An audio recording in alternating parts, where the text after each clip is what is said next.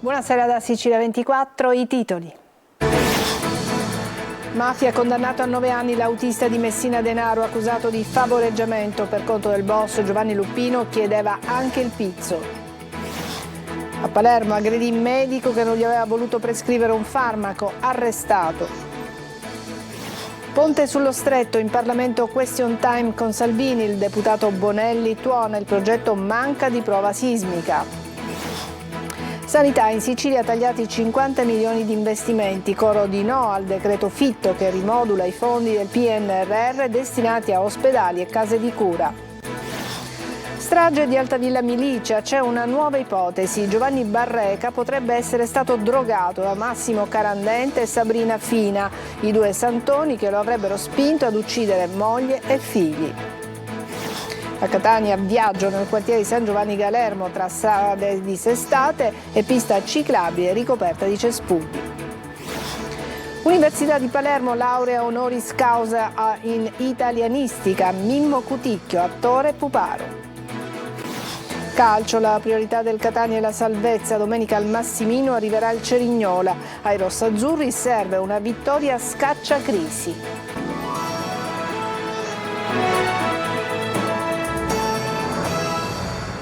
Bentrovati. Giovanni Luppino, l'incensurato imprenditore agricolo di Campobello di Mazara che faceva da autista a Matteo Messina Denaro, è stato condannato a 9 anni e 2 mesi per conto del boss, chiedeva anche il pizzo. Laura Spanò. Il GUP di Palermo, Cristina Lobue, ha condannato a 9 anni per favoreggiamento e procurata in osservanza di pena aggravati Giovanni Luppino, l'imprenditore agricolo di Campobello di Mazara che ha fatto da autista al boss Matteo Messina Denaro negli ultimi anni della sua vita da latitante. Luppino, arrestato assieme al boss il 16 gennaio 2023 davanti alla clinica La Maddalena di Palermo, secondo l'accusa rappresentata in aula dai PM della DDA Piero Padova e Gianluca De Leo, ha inoltre chiesto soldi per conto del capomafia e insieme ai suoi 2 figli arrestati a febbraio scorso ha curato spostamenti, traslochi e diversi aspetti organizzativi della latitanza del padrino di Castelvetrano. La procura nelle scorse udienze aveva chiesto la condanna dell'imputato a 14 anni e 4 mesi di carcere. L'imprenditore aveva raccontato a sua difesa che a fargli conoscere Messina Denaro spacciandolo per un suo cugino nel 2020 era stato un suo compaesano, Andrea Bonafede, il geometra che prestò l'identità al capomafia, pure lui in carcere, che gli avrebbe chiesto di accompagnarlo a Palermo per delle cure. Il capomafia gli sarebbe stato presentato col nome di Francesco Salsi e solo dopo tempo Luppino ne avrebbe conosciuto la vera identità. Da allora, per ragioni umanitarie, sapendo che il boss era gravemente malato, l'imputato avrebbe continuato ad accompagnare Messina Denaro alle terapie. Per ben 50 volte però hanno scoperto gli inquirenti. Non è la prima condanna subita dalle persone della cerchia ristretta che ha aiutato Messina Denaro nell'ultima parte della sua vita. Andrea Bonafede, l'ex operaio comunale, indicato come il postino delle ricette mediche, è stato condannato a 6 anni e 8 mesi per favoreggiamento aggravato e procurato in osservanza di pena. Più pesante la pena, 13 anni e 4 mesi, inflitta invece a Lorena Lancieri per concorso esterno, 6 anni e 8 mesi, al marito Emanuele Bonafede per favoreggiamento e procurata in osservanza della pena. Escalation di aggressioni a personale sanitario a Palermo, arrestato un 23enne per tentato omicidio, avrebbe ferito al volto con un taglierino un medico perché non gli aveva voluto prescrivere un farmaco. Roberta Lunghi. È stato arrestato con l'accusa di tentato omicidio il presunto autore dell'aggressione avvenuta il 21 febbraio al dottore Alfredo Caputo, responsabile del reparto di endocrinologia oncologica dell'ospedale Cervello di Palermo. Il medico, mentre si trovava nella sua stanza di servizio, era impegnato in una conversazione telefonica, è stato raggiunto dal suo aggressore che, taglierino alla mano, ha iniziato a colpirlo al volto, provocandogli una grave lesione all'orecchio destro e al braccio sinistro con la recisione di un tendine. Le indagini e le dichiarazioni di alcuni testimoni hanno consentito di accertare che l'autore della brutale aggressione era un paziente della vittima. Il movente sarebbe legato al risentimento dell'indagato nei confronti del medico per la mancata somministrazione di un farmaco. Il fatto rimanda all'incessante escalation di violenza nei confronti di medici e personale ospedaliero. Una donna e 2 uomini sono infatti stati denunciati per aver aggredito i sanitari del pronto soccorso dell'ospedale Ingressia, sempre a Palermo. I 3 avrebbero accompagnato un loro loro familiare al pronto soccorso e avrebbero iniziato a bussare con forza alla porta dell'area di soccorso prendendola a calci e pugni e inveito contro i medici, ma sono stati allontanati dalle guardie giurate. Durante i momenti di tensione la donna è riuscita a entrare, ha afferrato per i capelli un'infermiera e avrebbe anche minacciato un'impiegata. È intervenuta la polizia che li ha bloccati, identificati e denunciati.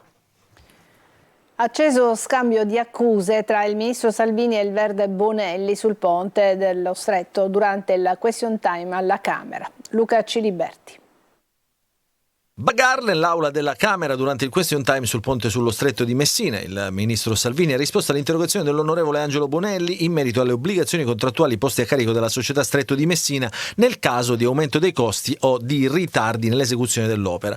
Lei con legge ha riesumato il progetto del ponte sullo Stretto di Messina, vecchio di oltre 10 anni, un costo che aveva inizialmente nel 2005 di 3,9 miliardi di euro, costo che poi è arrivato, secondo i dati del documento economico di programmazione economica e finanziaria, a 13,5 miliardi di euro. Salvini non ha dubbi sulla trasparenza del percorso intrapreso. Io rispetto la sua opinione assolutamente contraria a questa come ad altre grandi opere, penso alla TAV, penso al Mose. Per quello che mi riguarda penso che gli italiani ci abbiano dato fiducia proprio per realizzare quelle piccole e grandi opere in Sicilia, in Lombardia, nel Lazio e in Veneto che da troppi anni i professionisti del no stanno bloccando. Ma Bonelli incalza il ministro. Voi pensate di realizzare un'infrastruttura di questo tipo nella zona dove è avvenuto il terremoto più importante della storia della Repubblica senza fare una micronizzazione sismica? Lei è spregiudicato, signor Ministro. Salvini a quel punto, contro il regolamento della Camera, prima di rispondere all'interrogazione successiva, usa una parte del tempo a disposizione per replicare proprio a Bonelli, alimentando un clima già teso in aula. No, Deve perché qua rispondere a qualcuno questo lascia quesito che le è stato presupporre appena posto. che il governo costruisca un ponte destinato a crollare. Ministro, è semplicemente folle. Non è possibile dal punto di vista regolamentare, si deve attenere alla risposta rispetto al quesito. In merito alle dichiarazioni in aula è intervenuto anche Pietro Ciuccio, amministratore delegato della società Stretto di Messina, specificando che il comitato tecnico scientifico, nella relazione citata da Bonelli, ha espresso all'unanimità un parere positivo sul progetto. In particolare il quadro geosismico tettonico dell'area dello Stretto sarà aggiornato in sede di progetto esecutivo con gli studi e le ricerche effettuate negli ultimi 20 anni. Dopo l'impugnativa di parte della finanziaria regionale arrivano anche i tagli agli investimenti in sanità. È un coro di no quello che si solleva dalla Sicilia al decreto Fitto che rimodula i fondi del PNRR Sanità destinando una parte ai progetti energetici. Manlio Viola. No al taglio degli investimenti sanitari legati al PNRR. È un coro unanime quello che arriva dalla Sicilia al decreto di rimodulazione del ministro per la coesione Raffaele Fitto. Lo scopo del documento è spostare risorse sul progetto energetico Repower. Per farlo lo Stato taglierebbe in tutta Italia progetti in sanità per 700 milioni di euro. Una scure che non piace e che anche in Sicilia trova un forte no, così come in tutte le altre 19 regioni italiane. I tagli riguarderebbero soprattutto due assi di spesa, oltre $0,5 miliardi sulla misura verso un ospedale sicuro e sostenibile, mentre un taglio di 132 milioni avverrebbe nel programma Ecosistema Innovativo della Salute. Tagli minori lungo altri 3 assi di spesa. Su 4 delle 5 misure la Sicilia ha previsto interventi, in particolare 49 milioni per la sicurezza e l'ammodernamento degli ospedali di prossimità, i più piccoli, quasi 3 milioni per la rifunzionalizzazione energetica e sostenibile di ambulatori e strutture paraospedaliere, poco meno di 1,5 milioni in progetti e attrezzature per l'assistenza domiciliare. Obiezioni sollevate durante il vertice online degli assessori alla salute di tutte le regioni, al quale ha preso parte anche la titolare della delega del governo Schifani, Giovanna Volo. Non si tratta solo di cancellare progetti, lo stop a queste attività mette a rischio anche l'impianto complessivo degli investimenti in vista della riforma del sistema sanitario e azzopperebbe buona parte dei progetti già previsti e approvati dal governo nazionale, finanziati proprio col Piano Nazionale di Ripresa e Resilienza. Al ministro è stata avanzata richiesta formale di ritirare il decreto e stavolta la battaglia non è soltanto siciliana ma di tutte le regioni italiane. È un farmaco ma viene utilizzato come droga, si teme anche in Italia l'uso del fentanyl come stupefacente sostitutivo dell'eroina. Per questo il governo vara un piano di prevenzione e contrasto per evitare appunto quest'uso spropositato del farmaco che oltretutto viene definito la droga degli zombie. Roberta Lunghi.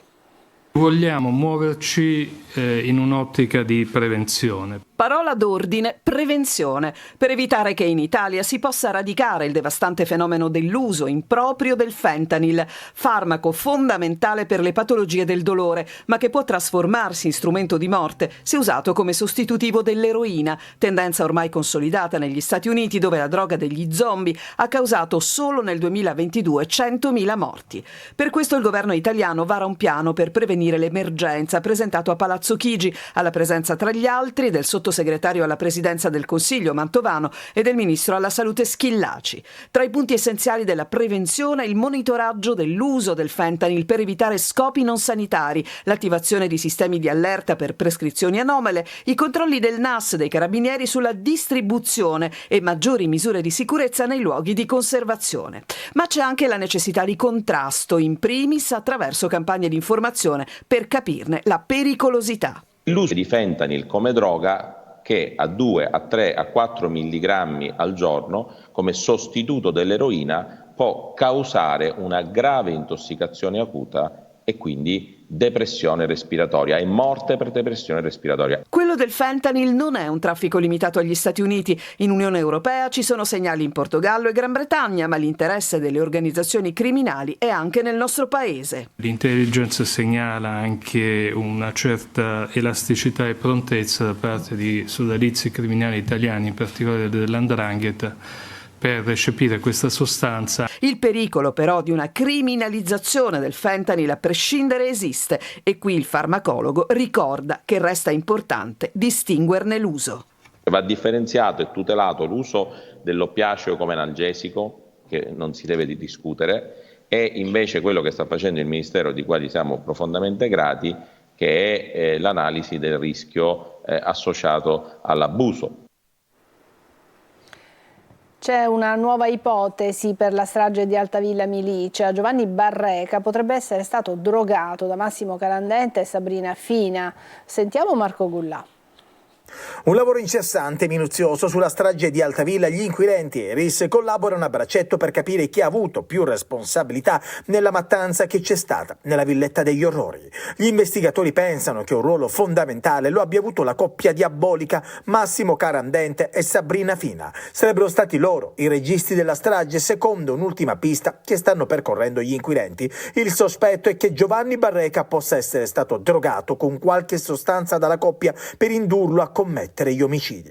Era stato lui stesso a puntare il dito contro gli ex amici, facendo intendere di essere stato stordito e manipolato. Aveva confessato di averli accompagnati alla stazione ferroviaria dopo la carneficina e poi avrebbe telefonato ai carabinieri per consegnarsi. Non ero in me, ha detto, ero come imbambolato. Sabrina e Massimo mi hanno fatto bere qualcosa. Ma entrambi si difendono e dicono di non essere stati presenti durante gli omicidi dei figli e di Antonella Salamone, moglie di Barreca. Dove sta la verità? Al setaccio ci sono i cellulari di tutti, anche della figlia di Barreca, che potrebbe aver avuto un ruolo primario nella strage. Gli interrogatori, previsti solamente quando saranno ultimati gli accertamenti sui telefoni e il computer, dovrebbero sicuramente fornire una nuova traccia su cosa è successo in quei giorni nella casa di Altavilla. A Catania è stato arrestato un giovane che per 2 volte ha tentato di scippare la borsa a 2 donne direttamente dalla propria auto. In un'occasione una delle vittime è anche caduta per terra. Simona Mazzone.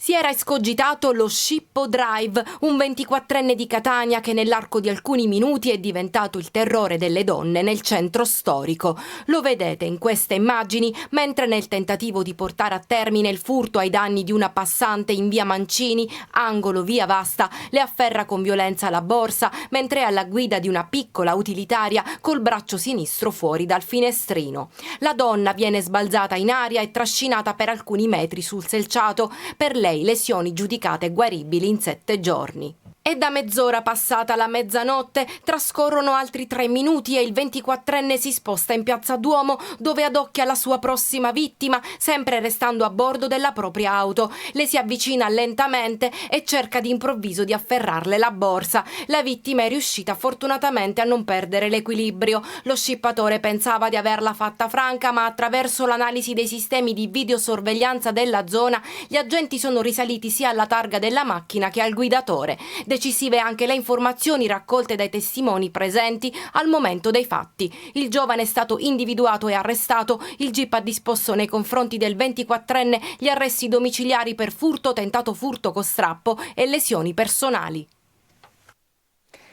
E adesso andiamo a San Giovanni Galermo, quartiere di Catania, dalle mille insidie a partire dal cattivo stato delle strade. C'è una pista ciclabile ma è ricoperta dai cespugli. Tonino De Mana.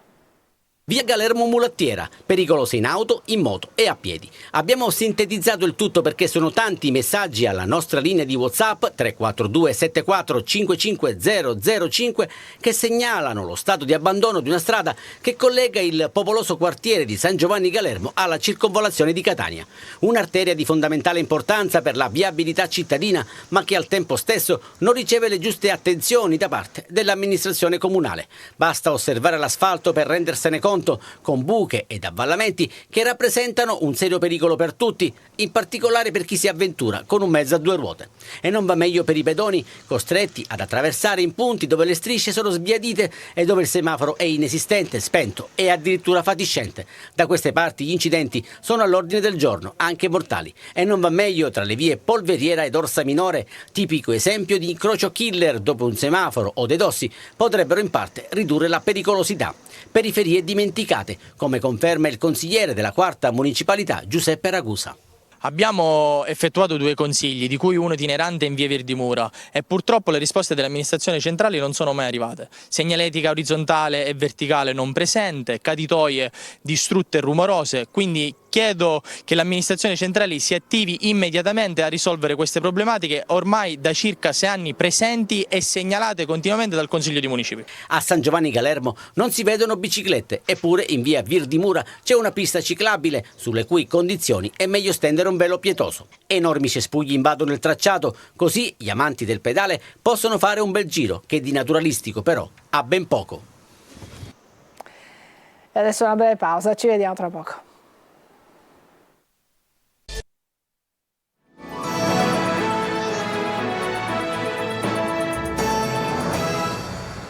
Malgrado il caro voli, anche quest'anno la Sicilia è tra le mete più gettonate per la Pasqua, strutture ricettive piene e buone aspettative per la stagione turistica. Tra le città preferite, quelle d'arte, siamo stati a Siracusa. Francesco Aloi. Prevedere che tempo farà a Pasqua ancora è prematuro, ma quel che è certo è il boom di turisti. Una Pasqua un po' bassa a fine marzo, ma che ci dà dei numeri importanti per una stagione che riteniamo possa essere sulla falsariga del 2023, quindi una stagione importante per il turismo siciliano. Qui siamo a Siracusa, Ortigia è tra le mete preferite. I vicoli cominciano a riempirsi. Da dove arriva? Da Milano. Prima volta in Sicilia? No, già la seconda volta qua.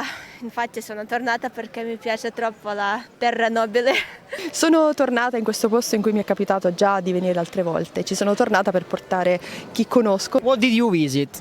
On a visité quoi? Catane, Taormina, l'Etna. In questo hotel è quasi tutto pieno. Ok, solo un attimo che verifico. Momentaneamente siamo pieni. Avrebbe altre date?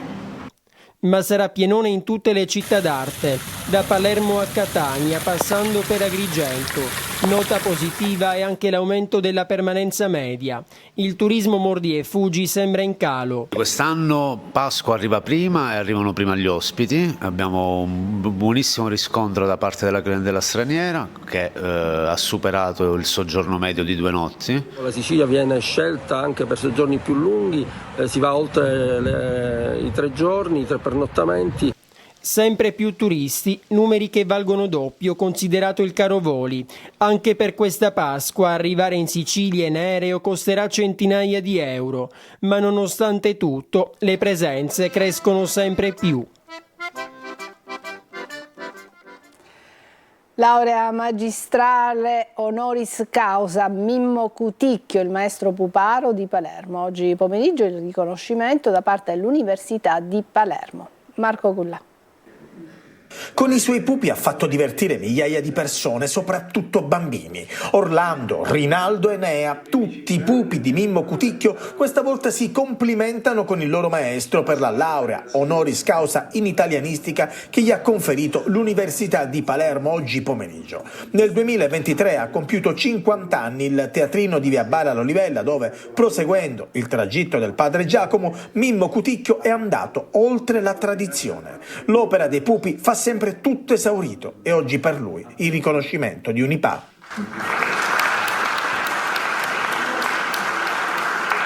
Un riconoscimento è sempre qualcosa di importante, in quanto tu pensi che qualcuno ti ha pensato. Perché dopo 76 anni quasi di teatro e di girare la Sicilia, l'Italia e il mondo, i riconoscimenti ti arrivano da tutte le parti, soprattutto verbali, cioè il pubblico stesso che ti incoraggia a continuare, il pubblico di tutto il mondo. Quindi poi tu torni a casa e ricominci l'avventura nel tuo teatrino, nei vicoli di Palermo. Arte, cultura e tradizione si mescolano nella produzione artistica del maestro Mimmo Cuticchio, tessera importante della città di Palermo. Come sapete, l'honoris causa viene attribuita a personalità che sono distinte nel mondo della cultura, nel mondo della ricerca, e nel caso di Mimmo Cuticchio qui abbiamo due elementi fondamentali. Innanzitutto il mantenimento culturale del teatro dei pupi, ma anche la narrazione, il mantenimento del cunto siciliano, che fa parte della nostra tradizione. Ben conosco il valore di ognuno di voi e pertanto vi lascerò liberi nella mischia. Per San Dionigi, scendiamo tutti sul campo di battaglia.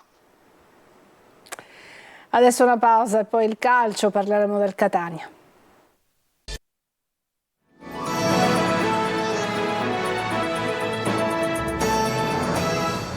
Eccoci al calcio, l'attenzione è tutta puntata sulla finale di Coppa Italia di mercoledì, però per il Catania c'è prima la sfida contro l'Audace Cerignola, da valutare le condizioni di Cianci e Cicerelli. Il servizio di Francesco Triolo. All'orizzonte la finale d'andata di Coppa Italia, la partita che oggi vale una stagione per il Catania, ma prima c'è da pensare al campionato, alla sfida di venerdì sera 20:45 al Massimino contro l'Audace Cerignola, una gara che può dare slancio, soprattutto psicologico, in vista della gara di Padova. Zeoli sta cercando di dare la sua impronta, contro il Potenza non c'è stato esordio bis con la vittoria che magari qualcuno si aspettava, ma per adesso si lavora di giorno in giorno. Questa mattina la squadra rossazzurra ha svolto la seduta di allenamento, domani è prevista la rifinitura e la conferenza stampa pre-gara dell'allenatore etneo, dalla quale si potrà capire chi sono gli abili e arruolabili per la gara contro i pugliesi. Se da un lato infatti ritorna Teio dopo aver scontato la squalifica, sono due i giocatori sotto la lente d'osservazione dello staff tecnico e di quello medico. Si tratta intanto di Cianci, che ha rimediato un colpo in testa e occorre verificare le sue condizioni in vista della gara di venerdì, quindi Cicerelli, che ha lamentato un indurimento muscolare nel corso della gara col Potenza, ma potrebbe essersi fermato in tempo e quindi tutto viene rinviato alle decisioni che arriveranno dopo aver valutato gli esami strumentali a cui è stato sottoposto il calciatore. Zeoli naturalmente spera di averli a disposizione entrambi, almeno per la panchina, per poi poter contare su di loro nel match contro il Padova. Contro il Cerignola si dovrebbe andare in continuità con l'idea tattica vista contro il Potenza, con il 4-3-3 che Zeoli ha schierato, anche se il tecnico ha lavorato anche sul 4-2-3-1, un'ipotesi da mettere in campo anche a partita in corso. Padova-Catania, finale di Coppa Italia di Serie C, in programma martedì 19 marzo. Per motivi di ordine e sicurezza pubblica è stata anticipata di mezz'ora. Dunque il fischio d'inizio sarà dato alle ore 20. Ci fermiamo qui, è tutto per questa edizione di Sicilia 24. Grazie per l'attenzione, a tutti una buona serata.